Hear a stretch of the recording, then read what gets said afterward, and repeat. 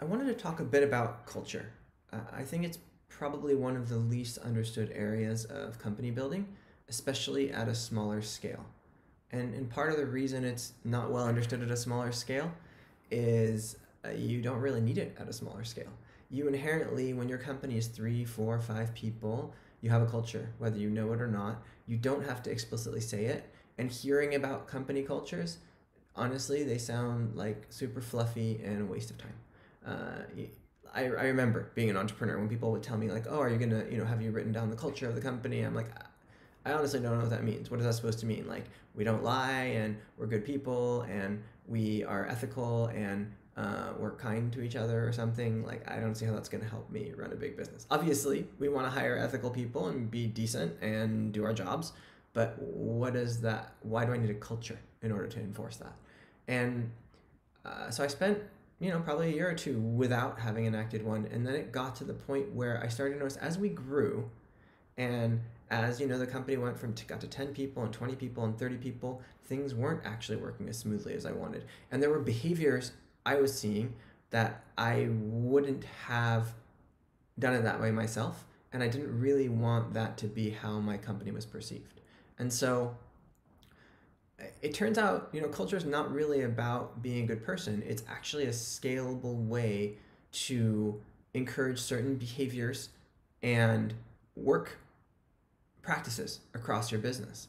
And it's kind of like, if you have a legal contract, when people sign up to your company, they sort of have to sign non-disclosure agreements and other things that they're going to do with the business. It's a legal contract between you and the employees.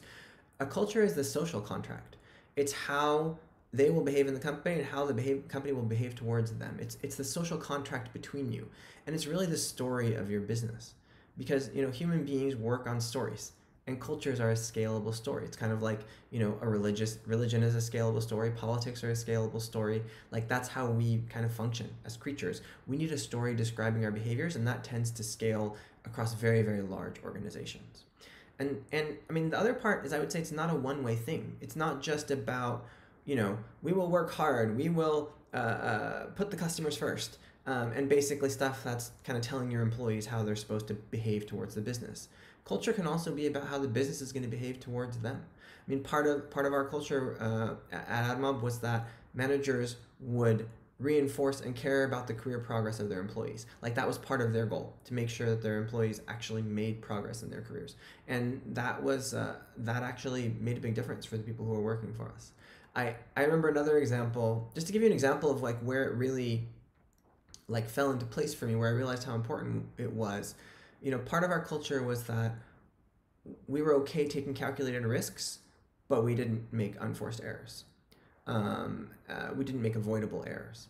And so that was part of the culture. And I remember we had a temp one time. Our office manager was out, and we had it for a few weeks, and we had a temp covering. And I had a flight at like 5 o'clock in the morning, and this temp called me, temporary worker, not fully employed, called me at woke up and called me at like 3:30 in the morning to make sure I didn't miss my flight.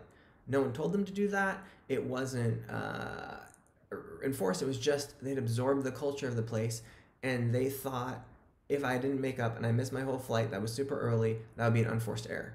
And they were in a culture where unforced errors didn't happen.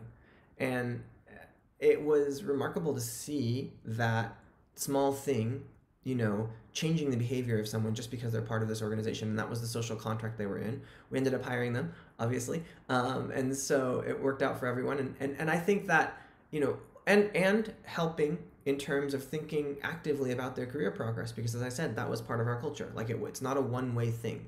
And so as you craft the culture of your business, early days it may not feel important, but ultimately it is going to be the scalable way that you create behaviors around your company. And so I think it's really important to be very thoughtful about what you're doing, and come up with a social contract that isn't, super general, but very specific about what makes your company a unique and rewarding place to be.